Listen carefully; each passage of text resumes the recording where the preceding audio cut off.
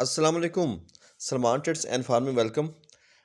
Viewers, جیسے کہ سردیاں آ گئی ہیں تو جو ڈیری فارمنگ لوگ حضرات کر رہے ہیں تو اسپیشلی سرد علاقوں میں تو عصر کے بعد جانوروں کو اندر کر دینا چاہیے. اور جیسے یہ بند کمرہ ہے اس میں جب سب جانور ہوتے ہیں تو ان کی آپس کی ہی کافی ہیٹ ہو جاتی ہے، جس میں چھوٹے بچے نیو بورن بیبی جو ابھی نئے پیدا ہوئے ہوتے ہیں ان کو بھی کافی ریلیف ملتا ہے.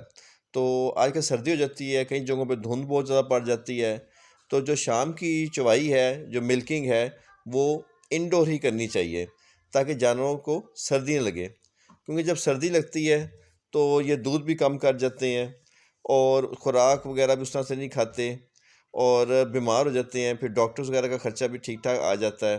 تو بہتر ہے کہ احتیاط کر لی جائے. سب سے پہلے تو یہ کام کر لیا جائے کہ ان کو انڈور رکھا جائے. انڈور کرنے سے ہی 50% آپ کا سردی کا مسئلہ حل ہو جاتا ہے.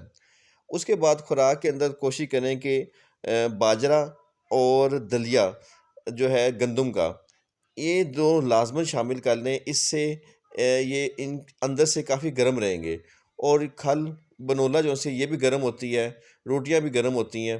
اس کے علاوہ گڑ جو ہے نا اس کی مقدار بڑھا دیں، کیونکہ گڑ کے بغیر آپ ان کو گرم نہیں رکھ سکتے.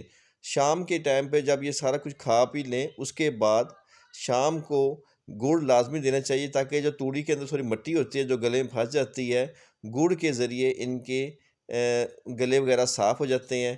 اور گڑ ایک تو گلا ان کا صاف کر دیتا ہے اور جو مٹی شٹی کا جو اثرات ہیں وہ ختم کر دیتا ہے. اس کے بعد جو گڑ ہے وہ ان کو گرم بھی رکھتا ہے اور انرجی بھی دیتا ہے.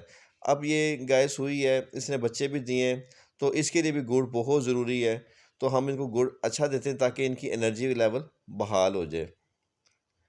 تو سردی سے بچانا بہت ضروری ہے، اسپیشلی جو نئے بچے ہیں ان کو تو سردی سے بچانا بہت ضروری ہے، کیونکہ وہ سردی بہت کرتے ہیں. اور جتنے ہو سکے کئی جگہوں پہ لوگ آگ لگا لیتے ہیں، تو کچھ لوگ بالن وغیرہ جو جلا رہے ہیں. امید کرتے ہیں آج کی ویڈیو پسند آئی ہوگی. نیکسٹ ویڈیو تک کے لیے اللہ حافظ.